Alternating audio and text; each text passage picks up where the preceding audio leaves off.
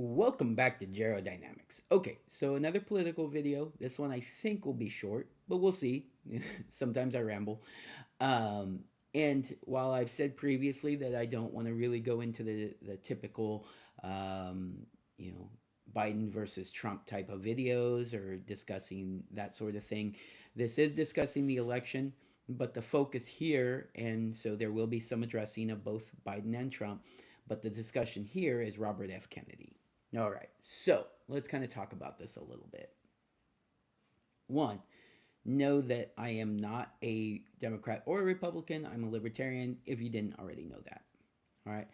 Two, I'm not a fan of political parties in general. I do think that we should definitely diminish the power of the political parties. I know that the First Amendment and others guarantee that people have rights that will allow them to create these political parties. We didn't want them at the beginning of the country, but we weren't able to prevent them because that is freedom of speech, freedom of the right to assemble, that sort of thing, right? So, political parties can't do away with them, but not a big fan of them. Wish they didn't have as big of a part to play in our government. Wish they didn't have as much power as they did. Um, but definitely think that we should pull them out of the election process. Because here's what we have an incumbent president that is very unsuccessful, looks like he might be mentally incompetent, and is not really running things, right? That's obviously my opinion, but it's pretty much out there. It's for all to see, right? They should have, the Democratic Party should have replaced him. I'm surprised they haven't yet. They still could. Um, and, we may see that moving forward, but they should have replaced him. The most popular candidate outside of um, Biden is, and he's not very popular, but it seems that the most popular candidate outside of Biden was Robert F. Kennedy. There were other possible choices. They could have had Kamala Harris take her position as the vice president moving into the president election, but she is highly unpopular um, and not very confident, in my opinion. Again, um, Gavin Newsom was someone who was brought up. Michelle Obama was someone that was brought up. But none of them really did a full on challenge because none of them wanted to be seen as trying to primary the president, as it were. However, there were a couple that did, and the one that really stands out the most is Robert F. Kennedy. Honestly, that is what I think they should have done. They should have replaced Biden with Robert F. Kennedy. They could have even left Harris as the VP, or they could have selected a new or let him select a new VP. And I think not 100%, but I think if they had done that, we'd be looking at a much different election as far as Trump is probably going to win, right? Trump is probably going to win in November. Um, but if you have Robert F. Kennedy in there, I wouldn't be so certain, right? And from my perspective, as someone who is mostly just hoping that we don't get a second term of Biden, I would have been satisfied with the idea that we're either getting Robert F. Kennedy or Trump. That would have been an improvement either way. So in my mind, win-win. Um, as a libertarian, I probably then would have been more focused on just moving forward and voting for my libertarian candidate. Take a look at him a little bit. It's probably going to be Chase Oliver, but that is not a guarantee either. So whoever ends up being the libertarian candidate would get a strong look from me and probably my vote because that's who I align with more closely, and I'm not so concerned about what's going on between Robert F. Kennedy and Donald Trump. Um, Robert F. Kennedy and Donald Trump are two different candidates. So, a lot of people say they're more alike than Trump and Biden. I don't know that I agree with that, but there are a lot of things that I really do support, that Robert F. Kennedy talks about.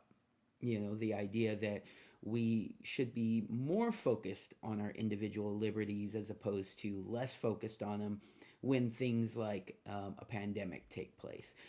We should be more focused on our individual liberties when it comes to freedom of speech and the right to protest and the right to peacefully assemble and freedom of religion. These things I do see Robert F. Kennedy is very strong on.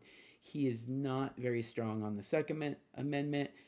He's actually been fairly anti Second Amendment for most of his life.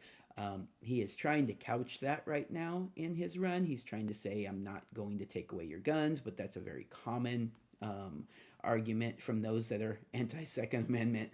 Um, and I don't think that I could agree with him on things like that. I think that he would be someone who I would trust as far as making sure that our individual liberties, other than that, were probably more protected. Definitely more protected than what Biden is willing to do, right?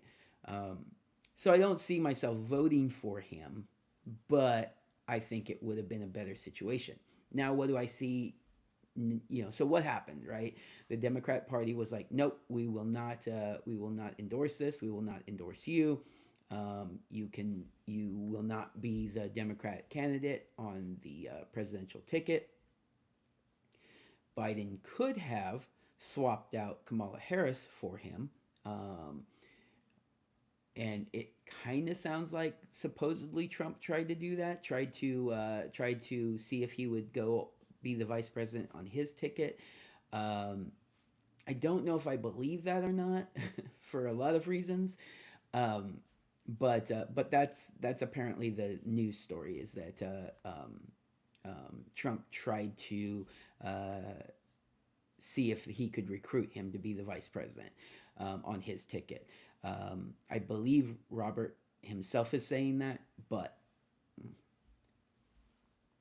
I don't know if I completely believe that or if it was more just a if we wanted you to be vice president, would you accept it? Not an actual offer to be vice president. Maybe that's more what it was. But, anyways, I don't think he really fits on the ticket with Trump. And I see why he said no to that. But but if Biden had done that, would he have said no? I don't know. I don't know if he would have. If he gives the same reasons, then yes, of course he would. But I could see him possibly accepting it on the Democrat ticket as opposed to the Republican ticket. Um, but they decided, nope, we're not going to endorse you. We're not going to place you on the ticket. And so you just have to go home. And he said, nope, not going home. I am going to run as an independent. And that is beautiful. I love it so much.